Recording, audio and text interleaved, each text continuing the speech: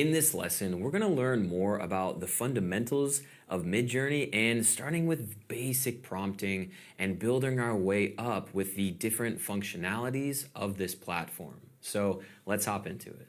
Now, I want to start with the basic of basics. Now, I did a one-word prompt. I literally just put in the word car. And this is the type of artistic renditions that Midjourney outputted. Now, the interesting thing is that there's slightly different framing. There's slightly different years or eras that these cars come from, but it's also interesting that it's a similar view. It's this three-quarter view that is a very aesthetically pleasing framing for a car. And the reason it chose this view is because you have to imagine the data that it's trained on. It has millions of photos of cars, and guess what?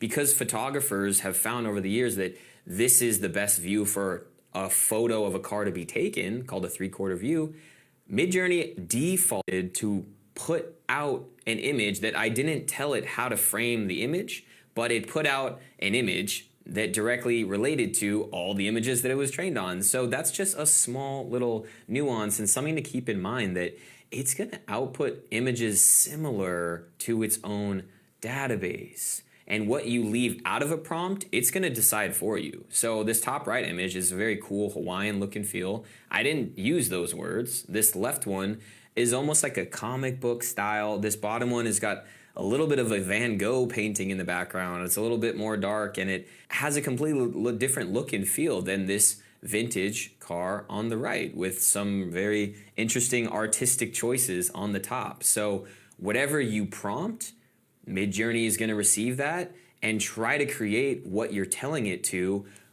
using all of the images it was trained on. Whatever you don't put in the prompt, well, Midjourney is going to decide for you. So with that understanding, let's now get into the main functionality of the Discord interface. Now, you're going to control what Midjourney does via this set of buttons. So U1, U2, U3, and U4 all relate to upscaling the image. Now it counts from left to right. So this is going to be 1, 2, 3, and 4. And that goes for the reiteration or the version button as well. V1, V2, V3, V4. That's going to pertain to top left, top right, bottom left, and bottom right. Now, what these do is, like I mentioned, upres is going to upscale the image, and V is going to create a new variation or a new version of the image while maintaining a similar aesthetic. It's going to maintain a similar framing. We're going to get more into all those elements, but it's going to basically take what you've done and create a new set of options, a set of 4 options to be specific, around that base image. Now, the last button here is our remix button, and that's what we used here to get this new set of images. So let's say that I don't like any of the initial outputs from my prompt. I don't want to reiterate, version 3. I don't want to upres version 4. What I can do is write an entirely new prompt to try to get Midjourney to understand what I'm looking for, or I can hit this remix button. And what it did is it outputted a brand new style of cars.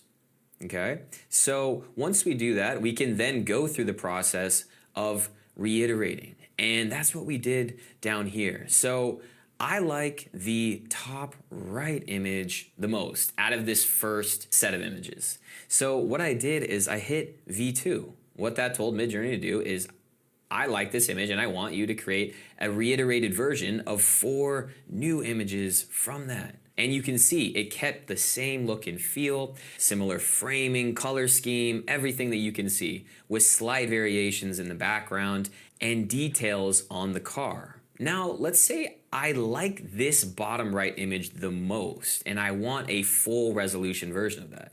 What I would do is I would click U3 because it's the 3rd image, and Midjourney is going to output this image as full resolution, which I can download right now. So I'm going to save it to my computer. And this is what the downloaded full res looks like. So again, this would have taken a graphic designer hours. So to this day, I'm still blown away by this tool, but let's keep moving. Now that we upresed our image, you can see that we now have a new set of potential buttons to choose from. So we could remix our image again with a new version, a new iteration, with a strong variation of changes, or we could click very subtle with a lighter toned down version of changes. So it's gonna keep the original elements a lot more in the new edit. We then have our vary by region. Now this is gonna give us the option to only edit a certain part of the image, which is really cool, but we're gonna get to that in a moment. And then we have our zoom out function. It's gonna either zoom out of the image 2 times or 1.5 times. And if you wanna do something more custom, you can also click custom zoom and set the exact zoom out that you'd like. Below that, we can pan left, where it's gonna create a brand new part of the image just to the left of the frame. Same thing to the right. We can tilt up or we can tilt down. Lastly, you can heart the images that you really like to let Midjourney know the type of outputs that you gravitate towards the most. And you can click web to view the image on your Midjourney profile online. So let's do that now. So here is that same image on my Midjourney profile with related images below it from other creators making similar pieces of art. So you can gather inspiration and look around and see people that are creating similar photos to you and using similar prompts. But getting back to Discord, let's look at what was outputted when we clicked the zoom out 2x function. You can see it developed all this foreground and foliage and pushed back the car into the distance. So there's a lot of flexibility and creativity you can do once you generate a base image that you really like and you want to see, what the model would create if you zoomed out and saw some things and elements in the foreground. So that's a really cool new function. Of course, if you do like that image, you can reiterate, up-res it, remix it completely, and continue this process until you have your desired output. But let's now look at our variation. If you remember, we clicked variation strong and variation subtle.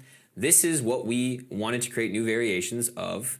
And this was the strong variation output. You can see the car framing changed slightly. The car itself actually changed a lot color-wise.